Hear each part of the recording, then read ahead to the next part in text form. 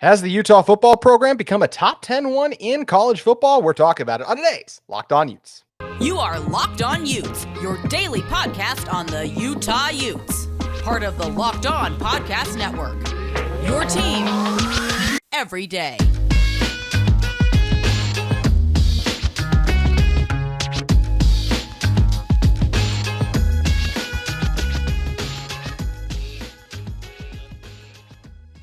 Hello, everyone, and thank you for making Locked On Utes your first listen every single day. We are available on all platforms, including YouTube. Today's episode is brought to you by FanDuel. It's the official sportsbook of the Locked On Podcast Network. Make every moment matter more. Visit FanDuel.com/LockedOn today to get started. My name is JT Wistrcill, former intern inside the University of Utah Athletic Department. Would love to interact with you guys in our YouTube comments on the social media feed at Locked On Utes, or you can hit me up at JT Wistrcill. On today's show, we're talking about Utah football. Are they a top 10 team? Also dive into some of the in-state talent the Utes have been able to add, and just talking the state of football in Utah, how it has really developed over the past few seasons. And in order to help me do that, it's a friend, one of my personal friends, someone who's a mentor to me in Tony Parks. So Tony is was an AP Top 25 voter, a radio host on the Zone Sports Network. Tony, really appreciate you joining me for this one. And I think when you're talking big picture of, is Utah football a top 10 program? I think a lot of people might scoff and be like, I'm not so sure about that. But when you really dive into the numbers, if you look at the past three real college football seasons,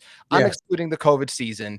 When you're talking about, one of the things that makes Utah a top 10 program to me, when you look at the last three seasons, is how dominant they've been at home. That was stripped away from them during COVID because they weren't able to have fans. You had the injury to Cam Rising in game one, just a really weird season. So outside of that, when you look at Utah football's last three seasons, they're 31-10 overall. Those are marks only matched by Georgia, Alabama, Michigan, Ohio State, the true class of it. They're, of course, back-to-back Pac-12 champions. The only back-to-back Power 5 champions are a program you know very well, the Michigan Wolverines, coming off their most recent back-to-back success. And then when you look at college football playoff appearance in the rankings overall, all-time, Utah is 41. That ranks 7th. So I do feel like, based on what they've done, they have developed themselves into a top 10 college football program when you look at the last few seasons of success.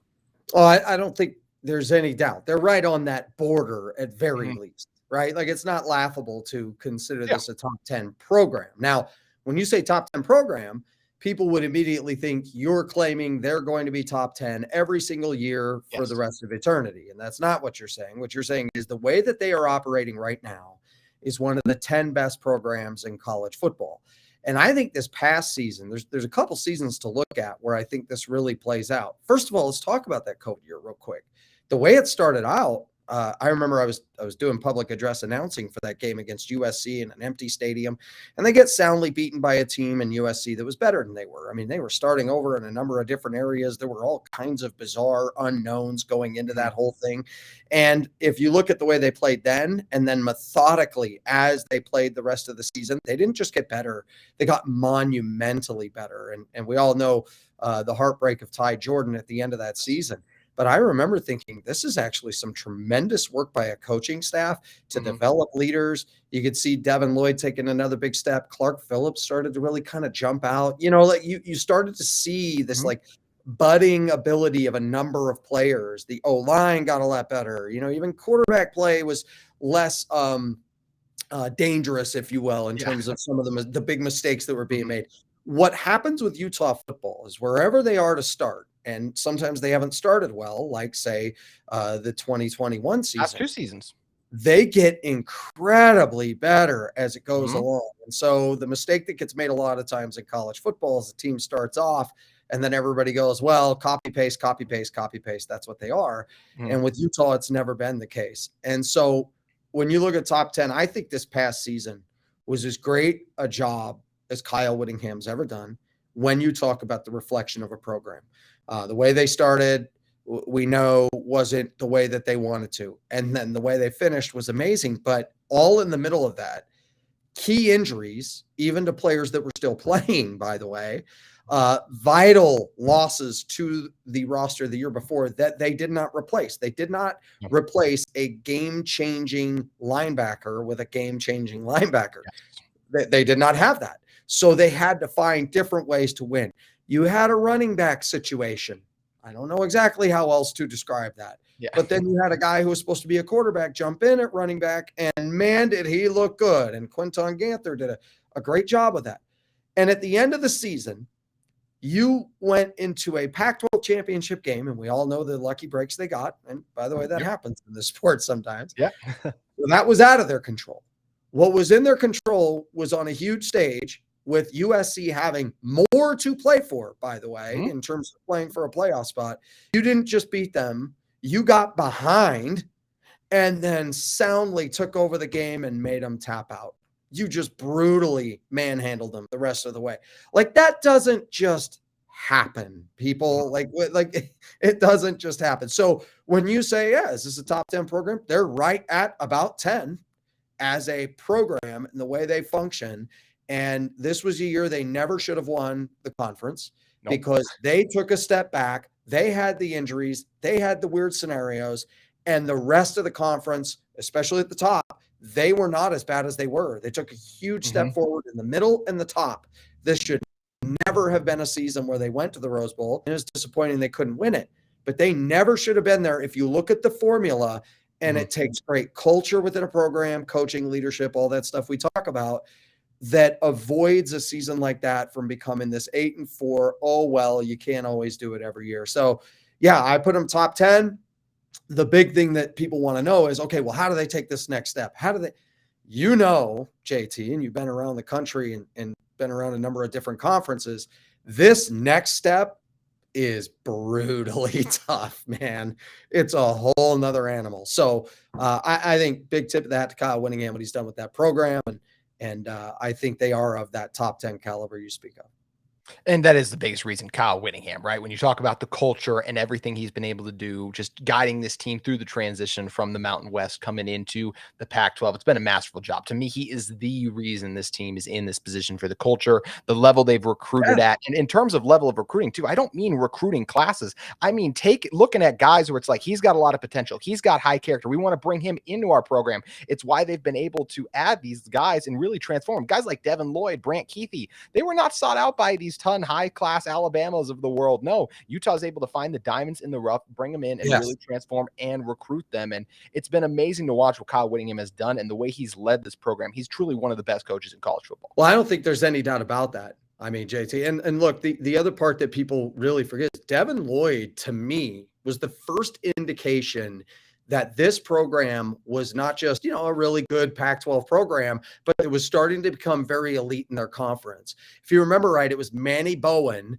who was a transfer, I think from Penn State, who then quits football during fall camp, and everybody's going, well, what do they really have at linebacker? So they got this Devin Lloyd guy that steps in there. Nobody's ever heard of him. Nobody really knows much about him.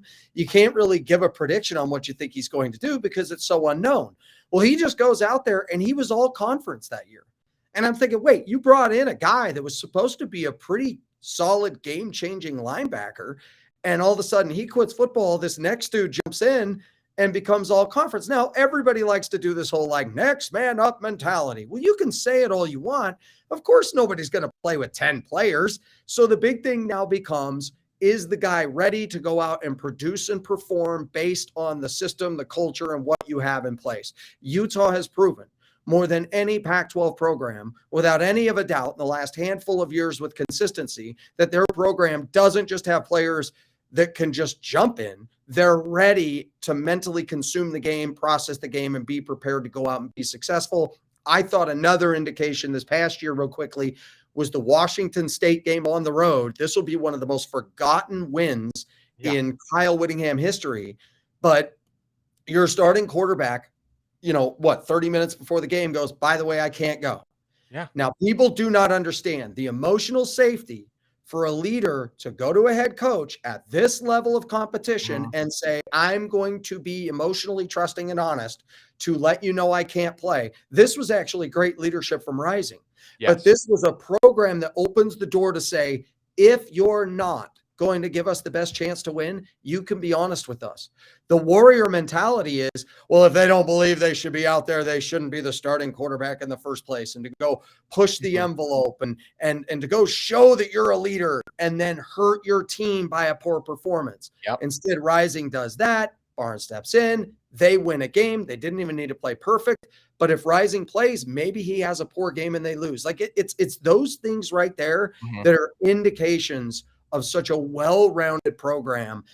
So to say, oh, they're winning, anybody can look at a winning team and be like, wow, they're a great program. You have to look under the hood. And what Utah has under the hood is different than any Pac-12 program, even if they don't have some 5 or 4-star guys that maybe some other programs do. And that's what I think has made the Kyle Whittingham era special, because he, as much as any coach in any college football history, in my opinion, has been able to adapt and show his agility through social media era, post-Urban Meyer era, moving into the Pac-12, right? Needing Pac-12 depth, then moving into a different situation where you're trying to acclimate and get to championship level. Mm-hmm. Sadly, death of a couple of his players, right? COVID era. Like, look at all the chapters and all the immediate changes. He's not this guy that's like, we're going to do it this one way no matter what. No, he's been able to adapt and adjust at any time for a variety of different things. I think it's phenomenal what he's done there at Utah. It absolutely is. And one of the things that is the potential to make this program special going forward, as you mentioned in the past, they haven't gotten those high recruits. Well, coming off their best recruiting class. And a big reason for that is the in-state talent that they possess. We're going to break down a couple of those guys in a moment, as Tony does a lot of sideline work covering high school football in the state of the Utah. But first, I want to talk to you guys about our friends at FanDuel. The NFL playoffs are here. We're really excited about our new sports betting partner for Locked On, because they're the #1 sports book in America. That's right, it's FanDuel. And if you're new to FanDuel, that's even better. They have so many great features that make betting on sports fun and easy. New customers can join today and get started with $150 in free bets guaranteed when you place just your first $5 bet. Just sign up at FanDuel.com/locked-on. FanDuel is all your favorite bets, from the money line to the point spread to player props. Plus, you can even combine your bets for a chance at big payouts with the same game parlay. You guys know the NFL, AFC, and NFC championship games are coming up this week, so it's a great place to get in on the action at FanDuel. It's a safe app that's secure and super easy to use, or you can just head over to their website. So once again, football fans, don't miss out. Place your first ever $5 bet and get $150 free bets, win or lose, at FanDuel.com/locked-on. Make every moment more with FanDuel, official sportsbook and partner of the NFL. Tony, looking at this Utah football team, we mentioned, they had it was amazing run they made to get to the Pac-12 championship game and then win it. And because they did that, they saw a unbelievable bump in recruiting. And one of the big things was they started to get a lot of the state's best players. Spencer Fano coming in, Hunter Clegg flipping over, Smith Snowden committing. I mean, these are true ballers. And these are guys that we've seen on the high school stage really stand out and do their thing. I know personally, I can't wait for these guys, because I think if Utah is going to win future Pac-12 championships, or just be involved in whatever the future of the sport looks like in even 3 years, which it seems like it's up in the air right now with how crazy med changes everything is. These 3 players are going to be really involved with it, especially a guy like Clegg going on his mission. So we'll have to wait for him. But Smith Snowden, he's not going to be the Clark Phillips replacement right away, but he's a guy who can come in and do some nice things on the outside. And Spencer Fano, I mean, in a year where Braden Daniels left, a guy who started all over the offensive line, I feel like Spencer Fano is a guy who can do the exact same thing. So this is a really exciting group of in-state talent the Utes are bringing in. Yeah, well, and for any player, Utah can say, you want to get the most out of what you are, we can find a way to make that happen. Like you had a quarterback in Jackson who steps in, and then they say, okay, fine, we can have you be a running back, and we'll teach you how to run people over. We'll teach you how to, all the basic fundamentals, but then how to maximize what you are as a player. And if you're just a guy that wants to play football and wants to win, Utah is your place, right? And so I think in-state, it's an enormous thing, and it's an enormous feather in their cap. The success on the field is one thing, but I think these players are starting to see, okay, there's a real channel to my ultimate dreams. And when the team dreams and the individual dreams are congruent, and you have a trusted process and system in place that can help those things hit the ground where you want, help you polish off what other weaknesses you may have, that is what a player ultimately wants. It's a proven system that definitely goes their way. So it's one thing to say, hey, we're right in your backyard and your parents can come watch you play. No. Can you take me where I ultimately want to go? And Utah doesn't have to sell it to somebody. They can just say, yeah, we've shown it before and we can show it again. So I love the Snowden pickup, and I thought that's a great fit for him. You're right. Even if it doesn't happen right away, that's a situation where he can get on the field at some point, eventually in the near future. I mean, Fano is a great get. There's just a lot happening there. And I do think that it's important to point out that some of this happened with a very important pickup for the BYU program. And I just say this because you're going to have a lot of great battles with 2 Power 5 programs now. Mm-hmm. Clearly, I think Utah is at another level as an overall program right now. But you're going to have those battles where it's going to be a quite a fight. And Utah has soundly been able to pick up some of those that I think they should feel very good about right here in their backyard. Yeah, and I mean, you mentioned BYU too. They get a guy in CLA Sarah, as well as a couple of these other players in the States. They're absolutely beasts too. So it's kind of fun to watch them go back and forth and try to see who can come out on top with these guys overall. And we're hitting at something large too, Tony, that you and I even spoke about a little bit before the show, is just the talent in this state. There's a lot. And I think if you got a chance, if you can really hit on it, especially on the football field, then you can really help take your program to that next level and do a lot of things, because it's so hard to bring other players in. I feel like that it's really, and look, this Utah team has been able to do it, but when you got the high 4 stars in your own state, Lander Barton from last year, for example, when you can get these guys to come in and stay, that is absolutely huge, because you know how well teams in the SEC or down in Texas are going to recruit the guys who are coming out of their own states. So you got to keep the cream of the crop going to your schools. And that's what Utah's been able to do these past couple of years. You're 100% right. And the local in-state talent coaching has been a huge part of that. The high school coaching has been benefited by the college coaching being so great. I mean, we know the history with Urban Meyer coming in, but the branches that took off from there and the local in-state coaches who have benefited from being a part of the history involved with that. I still take it back to when Alema Harrington and I would talk about the local in-state kids, and we just felt like they were overlooked. Not because we were around them. It was like, no, I don't think we're being homers here. We're seeing this up close, and we're seeing really great talent. And, a small uptick in coaching combined with maybe a little more exposure, and that has helped now that more kids are having a chance to be seen out there on the field, really felt like that a lot of this was untapped. I still think one of the greatest benefits to happen, I mean, you had your Power 5 level kids. You had your FBS non-P5, right? You had all those things, and it was obvious.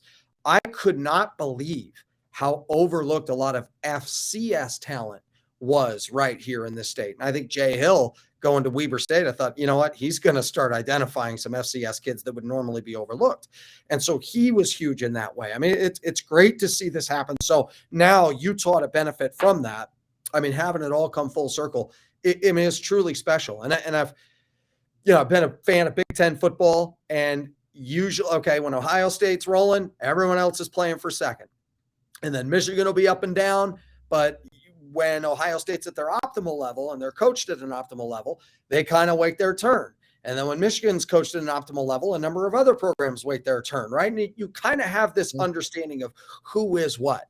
What Utah has actually done in this methodical growth with the whole thing you're talking about is so much more rare than people know. I know you're a kid that grew up in Big Ten country too. And well, you're right there with Wisconsin. Like Wisconsin is Wisconsin. That's what they are. They wait their turn for the deck to all shuffle their way where these guys are down, and then they get their chance. And that might only happen once a quarter century.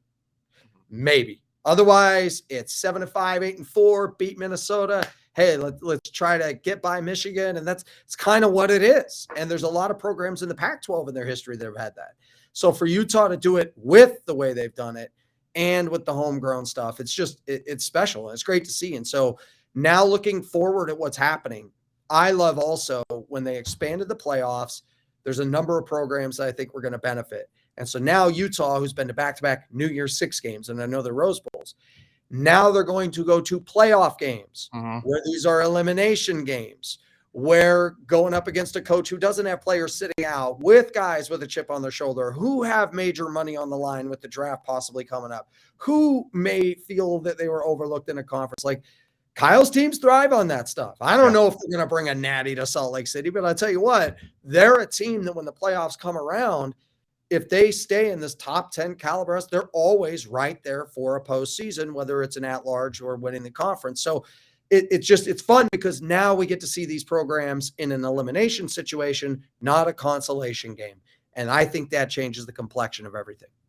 Absolutely. And you talked about earlier how hard it is as a program to take that next step. That's what's Oh, really nice for Utah is that the goalposts are moving. So all they have to do to make their first ever college football playoff appearance is just do exactly what they've done already over these past couple of seasons once that yeah. change takes effect. So it is something that works really well in the Utes' favor. And Tony, it does speak to a bigger thing too, with the way the transfers, NIL is affecting it, the changes to the college football playoff world. What do you think of the state college football is heading in right now? Well, I think I'm not the old curmudgeon who's like, this is ruining the game. No, Yeah. it's changing the game. Yeah. And the game has always been stacked into the favor of those who, have things towards their benefit. And I think that's going to continue to be that way. I mean, you're going to have a massive gap between championship level, programs. And then there's a big gap between the next group, and Utah's kind of in that next group. I mean, it's hard to break into that. As a Michigan fan, if you will, they won the national championship, split it, if you will, in '97. And then to get back to championship caliber, it was like 06 kind of. And then the last 2 years, and here they have the situation against TCU and they squander it. And everybody's like, we're going to be back. We're going to be back. Well, if Ohio State gets the train on the tracks, and they're not a poorly coached team, they're just not coached at their optimal level, guess what? Backseat for you. That's how it's going to go. So then you got to go into the playoffs and then hope you can fight your way through 4 rounds, depending on how all that goes. So where it's going to go is those top level programs are certainly going to have incredible benefit. The next group is going to have a bigger benefit. What's going to happen now is non-power fives, the gap between the power 5 and non-power 5 as a whole. For the most part, you're going to see that gap widen to Grand Canyon level, in my opinion. You just really are. The financial disparity between SEC, Big Ten, if you will, and everyone else, I think you're going to start to see that expand to a pretty sizable gap as well. And when people say, "Oh, this is so bad and this is so awful," well, no, I mean, kids get their chance to go get paid, and it changes the business. And for the individual, they get their chance to make their decisions. That's what we want them to do. So I'm not going to be the guy that's like, it's ruining the game. College football used to sit there and play nothing but bowl games. And then we would fight over who the champion was and say, well, why don't we have him play? Exactly.